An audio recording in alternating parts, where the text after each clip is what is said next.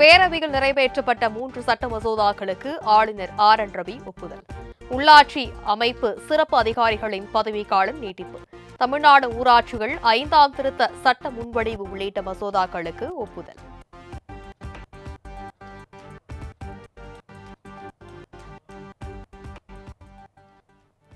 தமிழகத்தில் ஆணவ படுகொலைகளை தடுக்கும் வகையில் ஓய்வு பெற்ற நீதிபதி KN பாட்ஷா தலைமையில் ஆணையம். ஓய்வு பெற்ற IAS அதிகாரிகள் பழனிக்குமார், ராமநாதன் ஆகியோர் அடங்கிய குழு பிப்ரவரிக்குள் அறிக்கை தாக்கல் செய்யவும் தமிழக அரசு உத்தரவு.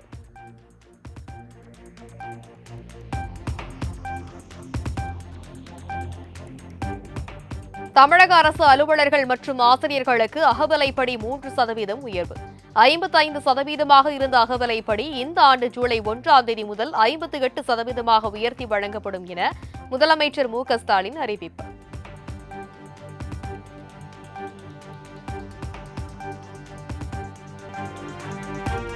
கர்நாடக அரசு மேகதாதுவில் அணை கட்ட விரிவான திட்ட அறிக்கை தயாரிக்க உச்சநீதிமன்ற அனுமதி அளித்துள்ளது மிகுந்த அதிர்ச்சி அளிக்கிறது.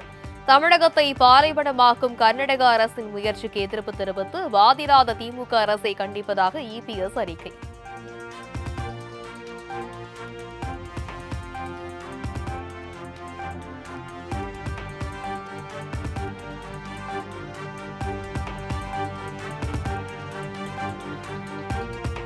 மேகதாது அணை விவகாரத்தில் உச்சநீதிமன்ற உத்தரவுக்கு எதிராக சீராய்வு மனு தாக்கல் செய்ய வேண்டும்.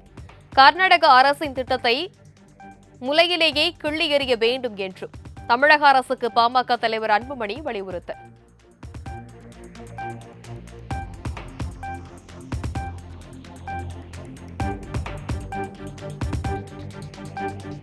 மேகதாதுவில் அணை கட்ட உச்சநீதிமன்றம் அனுமதி அளித்ததாக வெளியாகும் தகவல்களில் உண்மையில்லை. காவிரி டெல்டா பாசன விவசாயிகளின் நலனை அரசு ஒருபோதும் விட்டுக் கொடுக்காது என்றும் நீர்வளத்துறை அமைச்சர் துரைமுருகன் திட்டவட்டம்.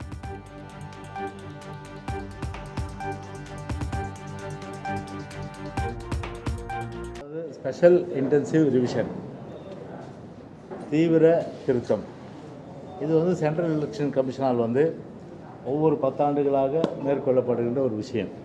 பொதுவாகவே ஒவ்வொரு வருஷமும் பார்த்தீங்கன்னா சுருக்கமுறை திருத்தம், தீவிர சுருக்கமுறை திருத்தம் சொல்லுவாங்க. அதாவது summary revision, intensive summary revision சொல்லுவாங்க. ஆனால் நம்முடைய கழகத்தின் சார்பில் தலைமை கழக நிர்வாகிகள் நாங்கள் ஒவ்வொரு முறையும் கழகத்தின் சார்பில் தேர்தல் ஆணையம் நாங்கள் போகும்போது அங்கே சொல்கிறது பொதுவாகவே இறந்தவர்கள் வாக்களிப்பதும் இருப்பவர்கள் வாக்கை மறுப்பதும் இது ஒரு ஜனநாயகத்திற்கு ஏற்புடைய செயல் அல்ல. எனவே ஒரு டிரான்ஸ்பரண்ட்டாக ஒரு லிஸ்ட்டு, அதாவது வெளிப்படைத்தன்மையோடு வாக்காளர் பட்டியல் இருக்கணும். ஒவ்வொரு குடிமகனும் தகுதியுள்ள குடிமகனுக்கு வாக்களிக்கின்ற அந்த உரிமை கொடுக்கணும்னு சொல்லிட்டு பல கூட்டங்களில் வலியுறுத்துகிறோம். ஆனால் அதெல்லாம் அந்த விழலுக்கு இறைத்த நீர் போல் வேஸ்ட்டு தான். செவிடங்காதில் ஊதுற சங்கு மாதிரி எலெக்ஷன் கமிஷன் கேட்கல. நாங்களும் கிட்டத்தட்ட பல கூட்டங்கள் எடுத்து சொல்லிட்டோம். கடந்த தேர்தலில் கூட பார்த்திங்கன்னா இப்போ ஈரோட்டில் பார்த்தீங்கன்னா 44,000 வாக்குகள் பார்த்திங்கன்னா அந்த தொகுதியிலே இல்லை. அதே போல் தியாகராய நகர், அதே போல் RK நகர், அப்புறம் RK நகர் கோர்ட்டில் போயிட்டு அதன் பிறகு அவங்க ஒரு அஷூரன்ஸ் கொடுத்தாங்க. தீவிர சுருக்கமுறை திருத்தம் வரும்போது நாங்கள் கண்டிப்பாக இதை சார் வரும்போது நாங்கள் கண்டிப்பாக இதை பண்ணுறோன்னு சொல்லிட்டு ஒரு அஷூரன்ஸ் கொடுத்தாங்க. ஸோ எங்களை பொறுத்தவரையில் பார்த்திங்கன்னா சாரை நாங்கள் ஏன் வரவேற்கிறோம் அப்படின்றதுனா முழுமையான ஒரு வெளிப்படைத்தன்மையோடு ஒரு பட்டியல் இருக்கணும் என்ற ஒரு அடிப்படையில் தான் நாங்கள் வரவேற்கிறோம். 2002 பொறுத்தவரையில் அன்னைக்கு ஒரு இதே ஒரு ஸ்பெஷல் இன்டென்சிவ் ரிவிஷன், அதாவது தீவிர திருத்தம் அன்னைக்கு தீவிர சிறப்பு திருத்தம் அன்னைக்கு சென்ட்ரல் எலெக்ஷன் கமிஷன் அன்னைக்கு அந்த திருத்தத்தை பண்ணும்போது மத்தியில் இவருடைய கூட்டணி ஆட்சி தான் இருந்தது. 49 லட்சம் வாக்காளர்கள் அன்றைக்கு பார்த்தீங்கன்னா முழுமையாக நீக்கினாங்க. அப்போ ஏன் திமுக அதற்கு எதிர்ப்பு தெரிவிக்கலை? அப்போ ஏன் திமுக 49 லட்சம் வாக்குகள் இறந்தவர்கள், குடிபெயர்ந்தவர்கள், விலாசம் இல்லாதவர்கள், டபுள் என்ட்ரி 2 இங்கே இருக்கும் அங்கேயும் இருக்கும், A தொகுதியில் இருக்கும் B தொகுதியில் இருக்கும், இப்படிப்பட்டவங்களும் அடையாளம் கண்டு எடுத்தாங்க. அதே முறையை வந்து இன்றைக்கி வந்து செய்யணும் அப்படின்றது தான் எங்களுடைய எண்ணம். அதனால் வந்து அந்த சாருக்கு பொறுத்தவரை அனைத்து இந்திய அண்ணா திராவிட முன்னேற்ற கழகம் முழு மனதோடு வரவேற்று அதன் அடிப்படையில் அவங்க உச்சநீதிமன்றம் அவங்க வேணான்னு போனாங்க, நாங்கள் வேணும்னு போயிருக்கோம். நாங்கள் அது ஒரு பக்கம் நீதிமன்ற தீர்ப்பு இருக்குது, நீதிமன்றத்துக்கு உட்பட்ட விஷயம், நான் அதுக்குள்ளே போக விரும்பல. இப்போது உண்மையிலே என்ன நோக்கத்துக்காக வந்து பார்த்தீங்கன்னா சென்ட்ரல் எலெக்ஷன் கமிஷன், அதாவது வந்து இப்போ ஸ்டேட் எலெக்ஷன் கமிஷன் டைரக்ஷன் கொடுத்து இதை வந்து செய்யணும்னு சொல்லும்போது, இங்கே வந்து ஆளும் வந்து இந்த விடியாத திமுக அரசு அவர்களுடைய அதிகாரிகளை கொண்டு மிரட்டி உருட்டி அதன் அடிப்படையில் வந்து இந்த ஒரு வெளிப்படைத்தன்மையோடு வந்து ஒரு வாக்காளர் பட்டியல் அமைகின்றதை வந்து ஒரு சிதைக்கின்ற வகையில் முழுமையான தன்னுடைய அசுர பலத்தை ஈடுபடுத்தி அதன் மூலம் மாவட்ட ஆட்சித்தலைவர்களால் நிர்பந்தப்படுத்தி வாக்காளர்கள் வந்து இந்த சேர்க்குற இந்த நிகழ்வுகளை வந்து சிதைக்கின்ற வகையில் தனக்கு வேண்டியவர்களுக்கு பாரம் கொடுக்க சொல்லியும் எங்களுடைய கட்சி வாக்குகள் இருந்தால் பாரம் கொடுக்க சொல்லாமல் இருப்பதும், இது வந்து இன்றைக்கு வந்து ஒரு வாய்மொழி உத்தரவாக இன்றைக்கு வந்து அரசிலிருந்து பிறப்பிக்கப்பட்டு அதன் அடிப்படையில் இன்றைக்கு வந்து மாவட்ட ஆட்சித்தலைவர்கள் இன்றைக்கு வந்து அந்த பணி செய்கின்றார்கள்.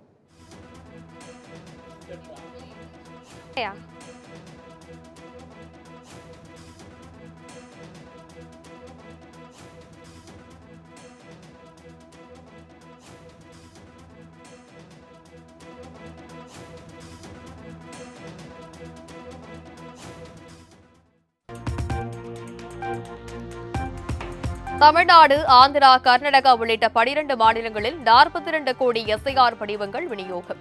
அந்தமான், நிக்கோபார் உள்ளிட்ட யூனியன் பிரதேசங்களிலும் 82.71% வாக்காளர் சிறப்பு திருத்த படிவங்கள் வழங்கப்பட்டுள்ளதாக தேர்தல் ஆணையம் தகவல்.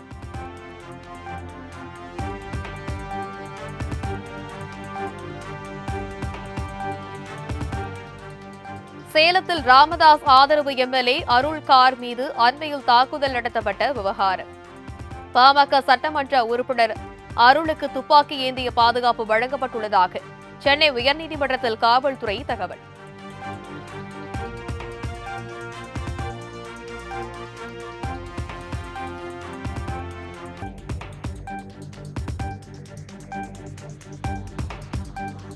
பாமகவும் சின்னமும் தன்னுடையது என அன்புமணி கூறுவது ராமதாஸின் உழைப்பை திருடுவதற்கு சமம். பாமக நிறுவனர் ராமதாஸ் ஆதரவு எம்எல்ஏ அருள் பேட்டி. சின்னம் என்பதோ பாட்டாளி மகளிர் என்பதோ எனக்கு தான் சொந்தம், நான் தான் சொன்னா அது வந்து மருத்துவர் ஐயாவுடைய உழைப்பை திருடுவதற்கு சமமானது. 46 ஆண்டுகள் தான் பெற்ற அவர் கஷ்டப்பட்டு உழைச்ச உழைப்ப தான் மகன் என்பதற்காக அவர் திருட முடியாது. திருடுவதற்காக வன்னிய மக்களும் பிற்படுத்தப்பட்ட தாழ்த்தப்பட்ட ஒடுக்கப்பட்ட பாட்டாளி மக்கள் அனுமதிக்க மாட்டார்கள். அதை எந்த நிலையிலும் நாங்கள் ஏற்றுக்கொள்ள மாட்டோம்.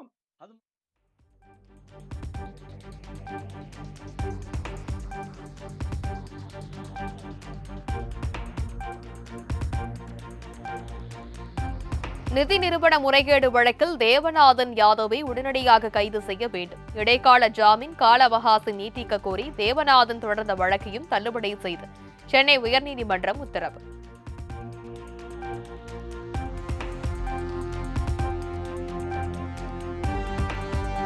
சென்னை 6வது கூடுதல் நீதிமன்ற நீதிபதி மீது காலணியை வீச முயன்ற ரவுடி கருக்கா வினோத் ஆளுநர் மாளிகை மீது குண்டு வீசிய வழக்கில் அதிகபட்ச தண்டனை அளிக்கப்பட்டுள்ளதாக கூறி முழக்கமிட்டவாறு ஆவேசம்.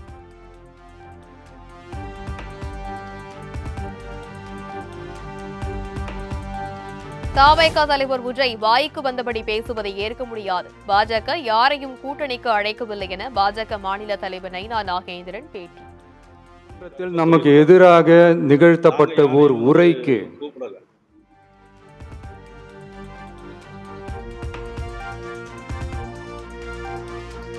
தமிழக முதல்வர் ஸ்டாலின், துணை முதல்வர் உதயநிதி மற்றும் திமுக எம்பி கனிமொழி ஆகியோரை அவதூறாக பேசிய விவகாரம். சமூக வலைதளங்களில் அவதூறாக சித்தரித்த புரட்சி தமிழர் மக்கள் கழக நிறுவனர் ஆனந்தராஜ் கைது.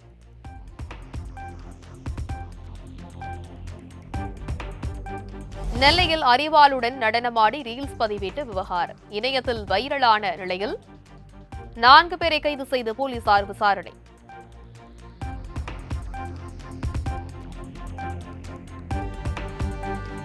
அரியலூர் அருகே 50க்கும் மேற்பட்ட லாரிகளை சிறைபிடித்து பொதுமக்கள் சாலை மறியல். காரைக்குறிச்சியில் தனியார் செம்மண் குவாரிக்கு தடை செய்யப்பட்ட நேரத்தில் இயங்குவதால் மக்கள் ஆவேசம்.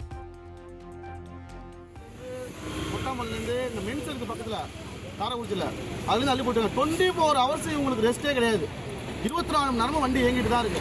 இந்த கவர்மெண்ட் போட்ட ரூல்ஸே அவங்க ஃபாலோ பண்ணுறது இல்லை. யாரோட தைரியத்தில் பண்ணுறாங்க? ஒரு உயிரோட வேல்யூ வந்து கவர்மெண்ட் தெரியுமா தெரியாது. வரைக்கும் மக்களுக்கு எந்த பாதிப்பும் வராமல் யாரையும் மறிச்சோம். காவல்துறை வந்தாங்க, நாங்கள் ஆக்ஷன் எடுக்கிறோம், நடவடிக்கை சொன்னாங்க. காவல்துறையை நம்பி இந்த அத்தனை லாரி விட்டுட்டோம். ஆனால் அடுத்த தடவை வந்து எந்த லாரி விட மாட்டோம்.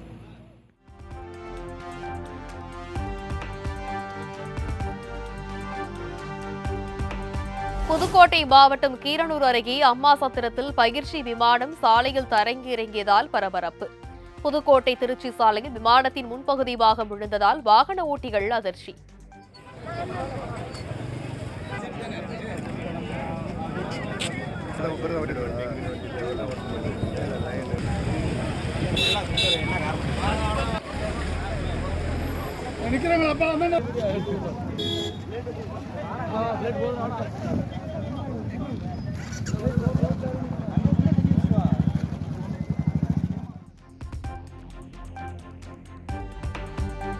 தூத்துக்குடி மாவட்ட நீதிமன்றத்தில் குடியுரிமை பாதுகாப்பு சட்டத்தின் கீழ் ஆஜராக வந்தவரை வேறு ஒரு வழக்கில் போலீசார் கைது செய்ய முயற்சி.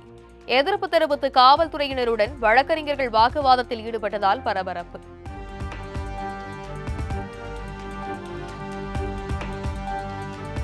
மகளிர் உரிமை தொகை பெறாதவர்களில் தகுதியானவர்கள் இருப்பின் அவர்கள் உரிமை தொகை பெறும் வகையில் கட்சியினர் உத்தரவிட வேண்டும். 1-to-1 நிகழ்ச்சியில் கட்சி நிர்வாகிகளுக்கு முதலமைச்சர் மு க ஸ்டாலின் அறிவுறுத்தல்.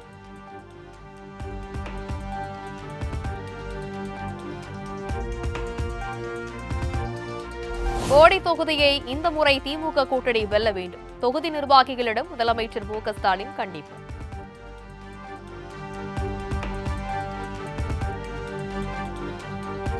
எழுநூற்று பணிபுரியும் மகளிர் பயன்பெறும் வகையில் 12 புதிய தோழி விடுதிகள் அமைக்கும் பணிகள். முதலமைச்சர் மு க ஸ்டாலின் அடிக்கல் நாட்டினார்.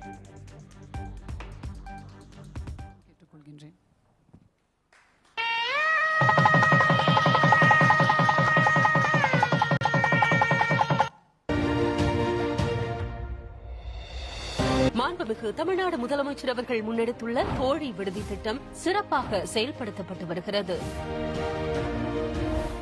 மகளிரின் பல்வேறு தேவைகளை கருத்தில் கொண்டு பணிபுரியும் பெண்கள் மட்டுமல்லாது பயிற்சி, உயர்கல்வி, நேர்காணல் போன்ற தேவைகளுக்காக நகரங்களுக்கு இடம்பெயரும் அனைத்து மகளிரின் தேவைகளையும் கருத்தில் கொண்டு குறுகிய கால தங்கும் வசதியையும் பயன்படுத்திக் கொள்ளும் வகையில் இவ்விடுதிகள் வடிவமைக்கப்பட்டுள்ளன.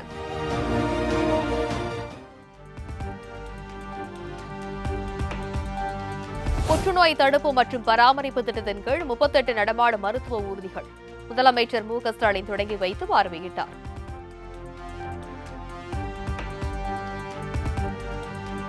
கரூர் கூட்ட நெரிசலில் 41 பேர் உயிரிழந்த சம்பவம் தொடர்பாக சிபிஐ விசாரணை தீவிரம். மின்வாரிய அதிகாரிகள் 2 பேர் நேரில் ஆஜர்.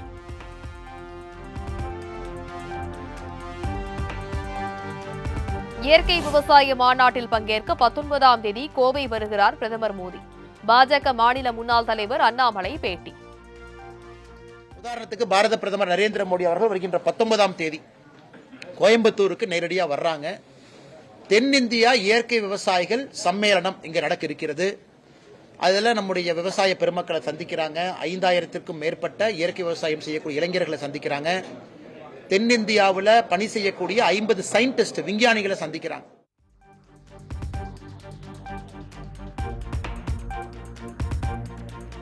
வேலூர் நீதிமன்றத்தில் திமுக நாடாளுமன்ற உறுப்பினர் கதிர் ஆனந்த் ஆஜர். 2019 ஆண்டு தேர்தலின் போது கதிர் ஆனந்த் ஆதரவாளர்கள் வீட்டில் 11 கோடி கைப்பற்றப்பட்டது தொடர்பான வழக்கில் ஆஜராகினார்.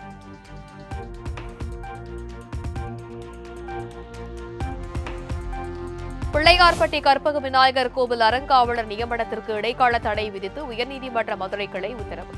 இந்து அறநிலையத்துறை ஆணையர் பிள்ளையார்பட்டி விநாயகர் கோவில் நிர்வாகம் தரப்பில் பதில் மனு தாக்கல் செய்யவும் ஆணை.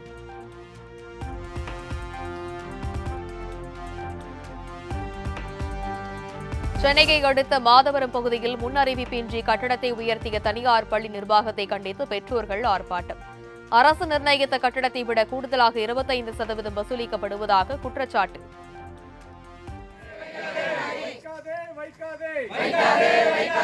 எங்கள் தலையில் உங்கள் சுமைகளை வைக்காதே. ஏற்றாதே. திரும்ப பெறு. பறிக்காதே. பொய் சொல்லி பணத்தை பறிக்காதே. பள்ளி கட்டணத்தை ஏற்றாதே. பள்ளி கட்டணத்தை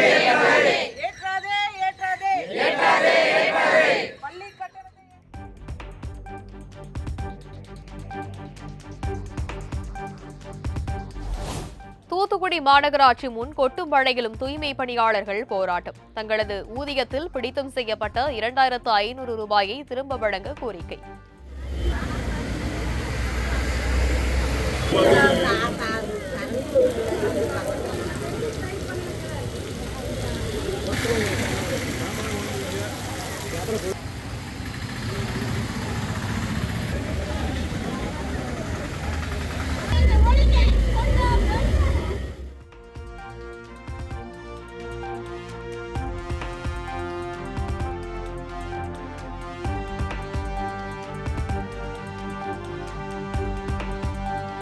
டெல்லி மாநகராட்சி கூட்டத்தின் போது ஆம் ஆத்மி கட்சி உறுப்பினர்கள் திடீர் போராட்டம்.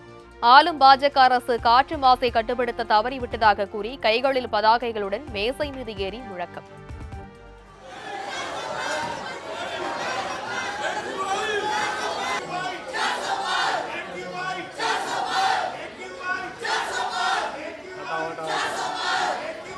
प्लांट लगे हुए होते हैं पीडब्ल्यू डिपार्टमेंट से और हमारे एमसीडी।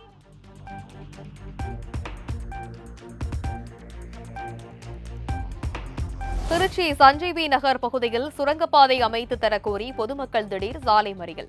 தொடர் விபத்துகளால் அடிக்கடி உயிரிழப்புகள் ஏற்படுவதாக வேதனை.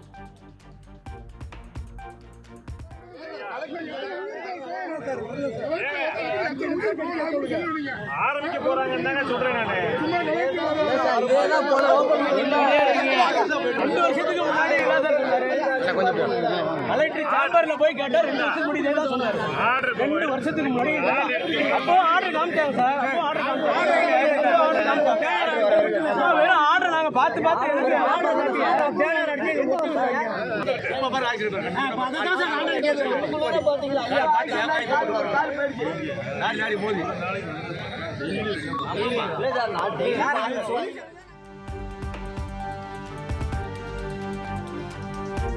வாணியம்பாடி அருகே மனைவியின் தகாத உறவை தட்டி கேட்ட கணவனை வீடு புகுந்து வெட்டிய கள்ள காதலனால் பரபரப்பு. காவல்துறையினர் வழக்கு பதிவு செய்து தீவிர விசாரணை.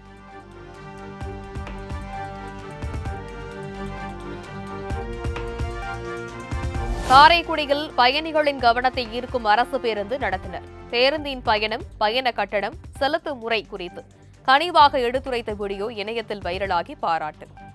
நல்ல நாளாக அமையட்டும் என்ற வாழ்த்துக்களுடன் உங்கள் அனைவரையும் தமிழ்நாடு அரசு போக்குவரத்து கழகம் சார்பாக அன்போடு இருகரம் கூப்பி உங்களை வருக வருகவென வரவேற்கிறோம்.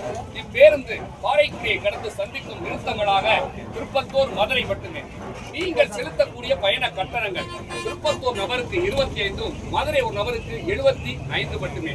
இப்பேருந்தில் பயணிகளாக உங்கள் வசதிக்கு இணங்க பணமில்லா பரிவர்த்தனை டிஜிட்டல் பேமெண்ட் எங்கள் நிர்வாகத்தால் செயல்படுத்தப்பட்டுள்ளது.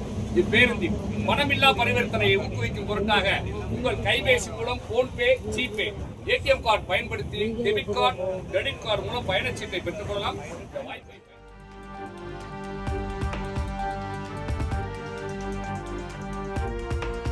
மத்திய அரசின் பாதுகாப்பு குறைபாடே டெல்லி குண்டுவெடிப்புக்கு முக்கிய காரணம். ஜம்மு காஷ்மீரில் வசிக்கும் அனைத்து முஸ்லிம்களும் தீவிரவாதிகள் இல்லை என்றும் முதலமைச்சர் உமர் அப்துல்லா திட்டவட்டம்.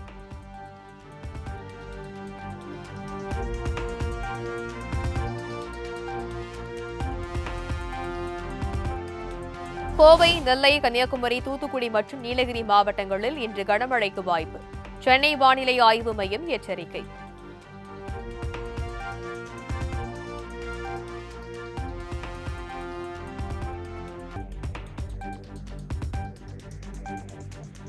தஞ்சாவூர், திருவாரூர், நாகப்பட்டினம், மயிலாடுதுறை மாவட்டங்களில் வரும் 16ஆம் தேதி கனமழைக்கு வாய்ப்பு.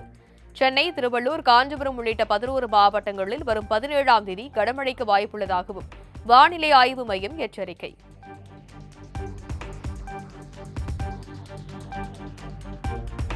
தவிர்க்க முடியாத சூழ்நிலைகளால் ரஜினியின் தலைவர் 173 படத்தில் இருந்து விலகுகிறேன். இயக்குனர் சுந்தர் சி அறிவிப்பு.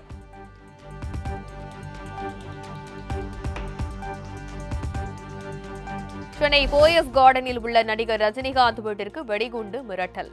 மர்ம நபர்கள் மிரட்டல் விடுத்ததை அடுத்து வெடிகுண்டு செயலிழப்பு நிபுணர்கள் சோதனை.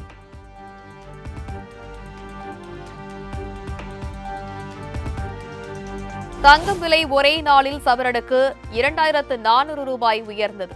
காலை சவரனுக்கு 1600 உயர்ந்த நிலையில் தற்போது 800 அதிகரித்து 95,200 ரூபாய்க்கு விற்பனை.